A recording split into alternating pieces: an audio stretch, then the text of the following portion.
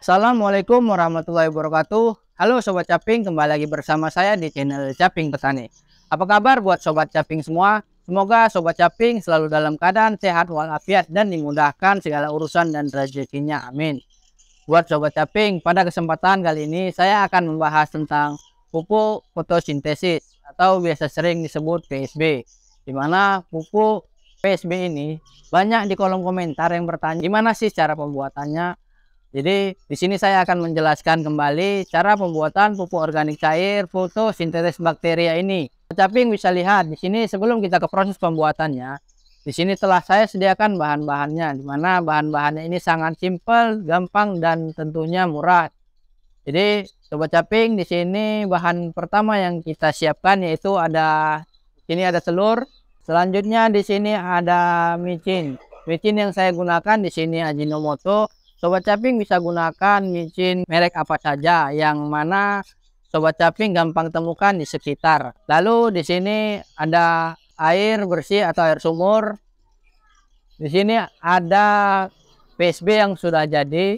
Jadi ini saya menggunakan PSB yang sudah jadi akan menjadi biak. Jadi kalau Sobat Caping belum memiliki PSB ini, bisa membuat hanya dari beberapa bahan ini saja untuk mendapatkan PSB-nya. Jadi agar lebih pasti atau agar lebih mempercepat proses pembentukan PSB ini, Sobat Caping bisa menambahkan biangnya. Nah Sobat Caping, jadi pupuk PSB ini sangat baik untuk mendukung pertumbuhan tanaman, di mana pupuk ini bisa membantu proses fotosintesis. Dengan bantuan pupuk PSB ini yang kita aplikasikan secara sprayer atau penyemprotan ke tanaman, bisa membantu proses fotosintesis. Jadi tanaman itu bisa menghasilkan makanan. Pada pupuk PSB ini terdapat klorofil A dan klorofil B, di mana kandungan ini bisa membantu atau mendukung tanaman untuk melakukan fotosintesis.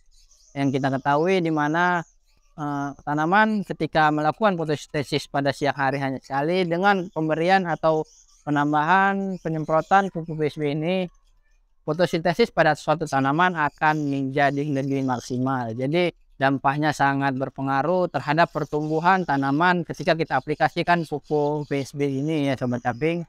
Pupuk PSB ini sangat mendukung pada fase vegetatif maupun generatif, di mana kita ketahui di fase vegetatif pada tanaman sangat membutuhkan asupan makanan untuk melakukan pertumbuhan, pembesaran batang, buah dan daun. Dan pada fase generatif, pupuk PSB ini bisa mendukung asupan atau jumlah makanan untuk si tanaman hasilkan buah yang lebih besar dan manis. Jadi Sobat Caping, tanpa berlama-lama langsung saja kita ke proses pembuatannya. Nah Sobat Caping, di sini telah saya sediakan bahan-bahan untuk proses pembuatan pupuk PSB ini, di mana di sini bisa Sobat Caping lihat bahan-bahannya sangat sederhana dan tentunya Sobat Caping pasti gampang untuk menemukan bahan-bahan ini, di mana bahan yang kita gunakan di sini seperti telur, micin, dan air sumur. Langsung saja kita ke proses pembuatannya. Di sini telah saya siapkan air sumur sebanyak 1 liter, ditaruhkan di dalam wadah. Lalu kita pecahkan 1 butir telur dan kita masukkan ke dalam wadah. Telur yang kita gunakan bisa menggunakan telur ayam ataupun telur bebek, mana yang Sobat Caping gampang temukan saja. Tapi Sobat Caping, dari pengalaman lebih baik menggunakan telur bebek, karena dari telur bebek ini ketika sudah jadi akan lebih pekat. Ini telah kita pecahkan 1 butir telur, lalu kita campur sampai merata.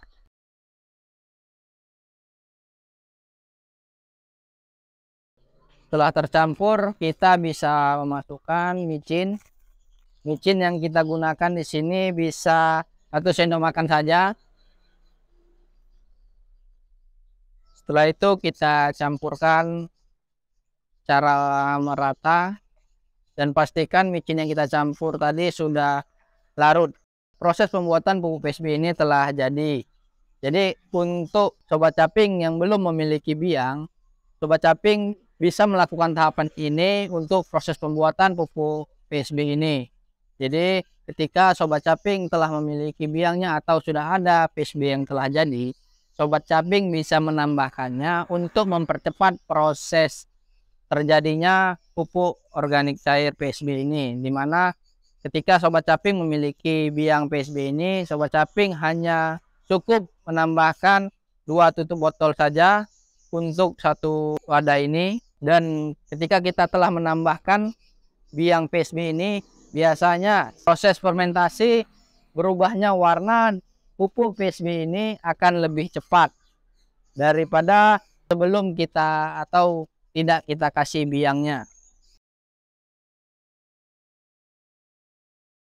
Nah, Sobat Caping, proses pembuatan pupuk PSB ini telah jadi, dimana setelah kita larutkan atau kita campur secara homogen, PSB ini atau larutan PSB ini bisa kita masukkan ke dalam botol, lalu kita lakukan penjemuran di bawah sinar matahari agar bakteri fotosintetik ini lebih cepat aktif. Dan memang harus kita lakukan penjemuran. Bakteri fotosintetis ini segera aktif, dan proses pembuatan pupuk PSB ini memang harus kita lakukan penjemuran di bawah terik matahari secara langsung. Dan tanda-tanda pupuk PSB ini telah jadi, biasanya larutan PSB ini berubah warna. Untuk larutannya itu sendiri bisa berwarna merah, hijau, atau keunguan.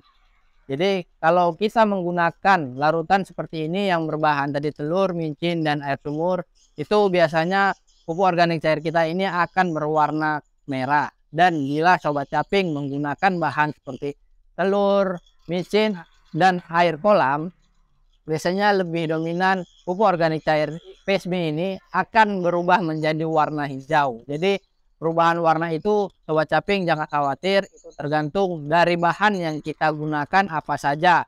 Dan bila PSB Sobat Caping setelah dilakukan penjemuran warnanya tidak merah ataupun hijau, Sobat Caping jangan khawatir.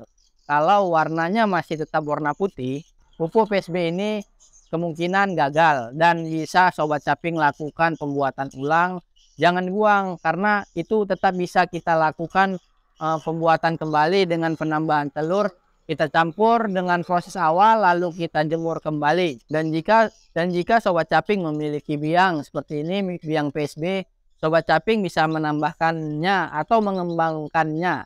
Kita membuatkan medianya lalu kita tambahkan biangnya pada media ini agar pupuk PSB kita ini selalu tersedia. Jadi kita selalu memiliki stok untuk amunisi kita bertani, dimana pupuk PSB ini ketika kita sudah mau habis, kita bisa mengembangkannya dengan membuat media dan menggunakan biangnya kembali.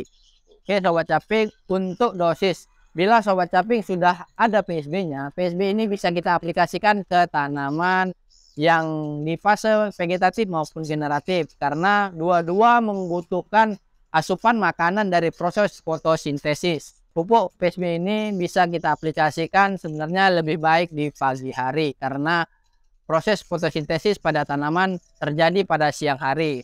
Jika kita aplikasikan pada pagi hari, pupuk PSB ini akan bereaksi pada tanaman yang membantu tanaman melakukan proses fotosintesis. Selanjutnya, pupuk organik cair ini bisa kita aplikasikan dengan cara sprayer. Ingat Sobat Caping, kita lakukan cara sprayer atau kita semprotkan ke tanaman. Selanjutnya, untuk pupuk organik cair ini bisa kita larutkan sebanyak 10-15 ml ke 1 liter air. PSB yang sudah jadi seperti ini bisa kita gunakan sekitar 10-15 ml, lalu kita larutkan ke dalam 1 liter air dan kita aplikasikan secara sprayer pada tanaman yang ingin kita aplikasikan. Setelah mengetahui dosisnya, Sobat Caping juga harus mengetahui interval pengaplikasiannya, di mana interval pengaplikasian PSB ini bisa Sobat Caping lakukan 1 minggu sekali. Jangan lakukan pemberian pupuk organik PSB ini secara berlebihan, karena bisa berdampak negatif pada tanaman kita. Dimana ketika kita memberikannya secara berlebihan, tanaman akan kelebihan dosis yang bisa mengakibatkan tanaman menjadi mati. Saya juga ingin membagikan atau mempermudah Sobat Caping. Bila Sobat Caping menginginkan biangnya ini untuk mempermudah perbanyakan pembuatan pupuk PSB ini, bisa Sobat Caping komen di kolom komentar bawah, atau Sobat Caping bisa DM melalui Instagram kita di @caping_petani. Tanyakan saja untuk biang PSB ini. Jadi lain saya membagikan cara pembuatannya buat Sobat Caping yang penasaran atau masih gagal proses pembuatannya, saya akan membagikan pupuk PSB ini sebagai biang atau mempermudah Sobat Caping membuat pupuk PSB ini.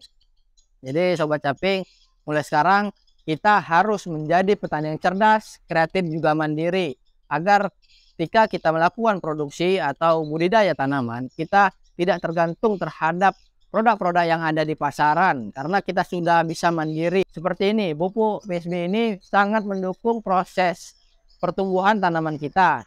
Kita juga bisa mengurangi kos produksi pemupukan dengan cara pemberian ini, dan kita juga mengetahui harga pupuk saat ini sangat melambung tinggi. Jadi dengan pembuatan pupuk organik cair yang mudah dan murah ini bisa menjadi solusi Sobat Caping melakukan budidaya. Baiklah Sobat Caping, demikian cara pembuatan pupuk organik cair PSB ini. Semoga Sobat Caping bisa mempraktekannya dan membuatnya agar kita sama-sama mendapatkan manfaatnya. Dan buat Sobat Caping yang baru melihat channel ini, bisa subscribe, like, komen, dan share sebanyak-banyaknya agar kita semakin semangat membagikan informasi tentang dunia pertanian, khususnya pembuatan pupuk-pupuk organik ini. Sekian dari saya. Assalamualaikum warahmatullahi wabarakatuh. Salam tani.